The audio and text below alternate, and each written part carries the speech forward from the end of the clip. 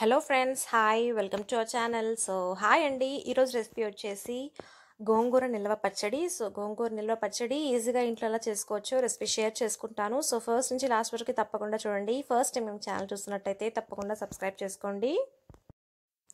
So ఈ గోంగూర పచ్చడి వచ్చేసి రైస్లోకి సూపర్గా ఉంటుంది. వేడి వేడి రైస్లో కలుపుకొని తింటే నెయ్యి వేసుకొని చాలా బాగుంటుంది. సో తప్పకుండా ట్రై చేయండి. సో దానికోసం ఫస్ట్ గోంగూర కావాలండి. నేను 2 కట్టలు గోంగూర తీసుకున్నాను అండ్ చేసుకొని నీట్గా వాష్ చేసేసుకున్నాను.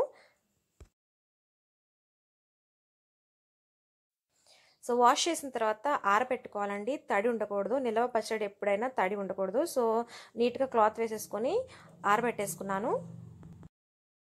సో మనం పచ్చడి ఇప్పుడు చేసుకోవాలనుకున్నప్పుడు ఒక 2 hours ముందే కడిగేసి ఆరబెట్టేసుకోవాలి. గోంగూరని ఆరబెట్టేసుకుంటే తడి అసలు ఉండదండి. కాటన్ క్లాత్ మీద ఆరబెట్టేసుకుంటే తడి ఫాస్ట్గా పీల్ చేసుకుంటుంది. సో నేను కాటన్ క్లాత్ వేసేసుకొని గోంగూర ఆరబెట్టేసుకున్నాను. ఒక 2 hours ఆరబెట్టుకున్నాను. సో నీట్గా ఆరిపోయింది.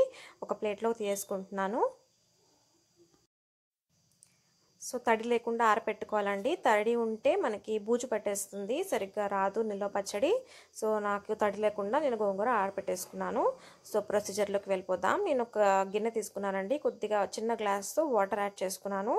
సో వాటర్ బాయిల్ రావాలి. వాటర్ బాయిల్ వచ్చిన తర్వాత కొద్దిగా చింతపండు యాడ్ చేసుకుంటున్నాను. సో మన పచ్చడికి తగినంత చింతపండు, ఒక చిన్న లెమన్ సైజ్ చింతపండు తీసుకున్నాను. సో నేను 2 కట్టలు గోంగూర తీసుకున్నాను కాబట్టి ఒక చిన్న లెమన్ సైజ్ చింతపండు తీసుకున్నానండి.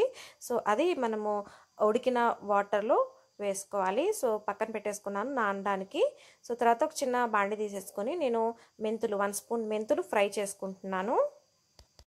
సో రోస్ట్ చేసుకుంటున్నానండి, డ్రై రోస్ట్ చేసుకుంటున్నాను. కొద్దిగా కలర్ చేంజ్ అయిన తర్వాత మనం పక్కన పెట్టేసుకోవాలి.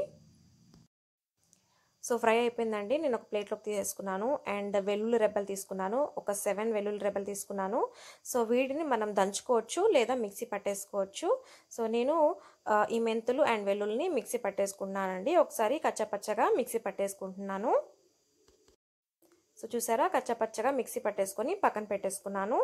తర్వాత బాండి పెట్టేసుకొని ఆయిల్ హీట్ చేసుకున్నానండి. ఆయిల్ హీట్ అయిన తర్వాత గోంగూర ఫ్రై చేసుకుంటున్నాను. సో ఆయిల్లో బాగా ఫ్రై చేసుకోవాలి గోంగూరని. సో మనం ఆరబెట్టుకున్న గోంగూర ఆయిల్లో బాగా ఫ్రై చేసుకోవాలి. బాగా వేగాలి గోంగూర.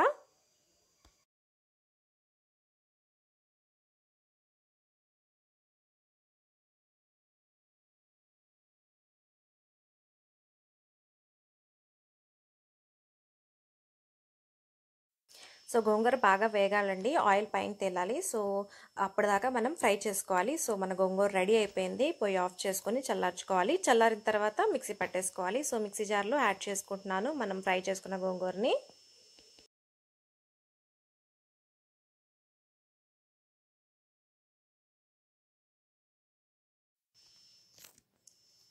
సో మిక్సీ జార్లో యాడ్ చేసుకున్నానండి. మిక్సీ జార్లో ఇప్పుడు మనము పక్కన పెట్టుకున్న చింతపండు, నానబెట్టుకున్న చింతపండు కూడా యాడ్ చేయాలి. చింతపండు వరకే యాడ్ చేస్తున్నాను, వాటర్ యాడ్ చేయట్లేదు. చూసుకొని మళ్ళీ కావాలంటే వాటర్ యాడ్ చేసుకోవచ్చు.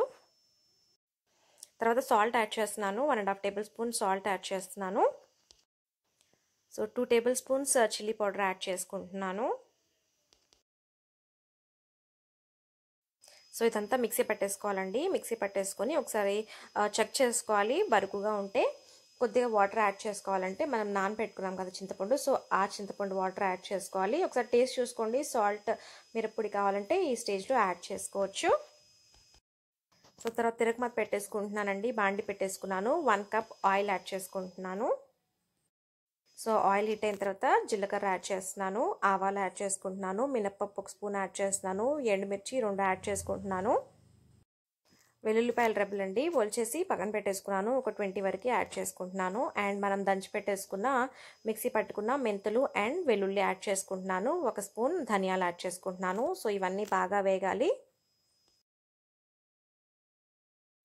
సో పోపు రెడీ అయిపోయిందండి. పోపు రెడీ అయిపోయిన తర్వాత మనం మిక్సీ పట్టుకున్న గోంగూర యాడ్ చేసుకోవాలి. సో అదే యాడ్ చేసుకుంటున్నాను. యాడ్ చేసుకున్న తర్వాత ఒకసారి అంతా బాగా మిక్స్ చేసుకోవాలి.